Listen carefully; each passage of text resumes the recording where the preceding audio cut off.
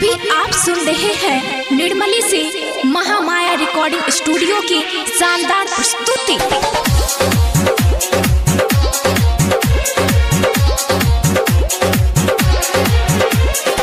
अखन अपने सब सुन रहल छी दीपक दिलदार जी के आवाज में। दिल दे छी सजनिया कर में हरान, दिल दे छी सजनिया कर में हरान, ये दिल दे छी सजनिया कर में हरान, दिल दे छी सजनिया कर में हरान। करे छी प्यार सारे हमर सजनी ये आहा खातिर कर पैया जा कि हमर सजनी ये आहा खातिर तर पैया जा।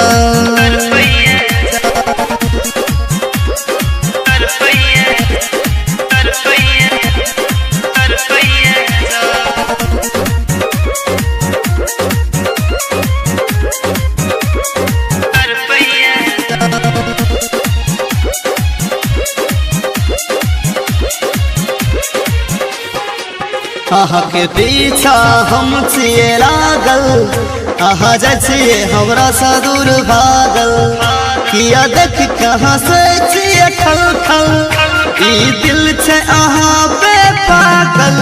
आहा के पीछा हम छिए लागल, आहा जैसे हमरा सा दूर भागल, बनू ने आहा हमर सहारा ये, आहा के देखे हंसैया तारा ये, हम सिरानी कुवारा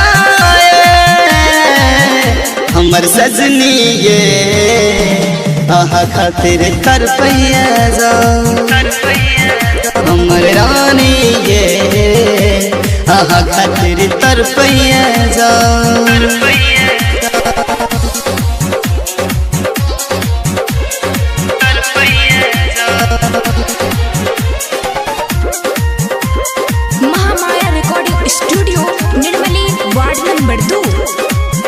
पूरी गाना छिए उत्पाती, उसनिक से विशालवा देहाती, कमी दे पूरा रंजन संतोष के सब छिए हमार साथी। पूरी गाना छिए उत्पाती, उसनिक से विशालवा देहाती, दीपक दिलदार पर पीछा है, पूरा करो रानी हमर इच्छा है, आही के छी हम प्यारा कि हमर सजनी ये आहा लेल तर पैया जा, कि हमर रानी ये आहा लेल तर पैया जा। ये दिल दे छी सजनिया कर में हरान, दिल दे छी सजनिया कर में हरान। करे छी प्यार सारे हमर सजनी ये आहा खातिर कर पैया जा, कि हमर सजनी ये आहा खातिर तर पैया जा, तर पैया जा।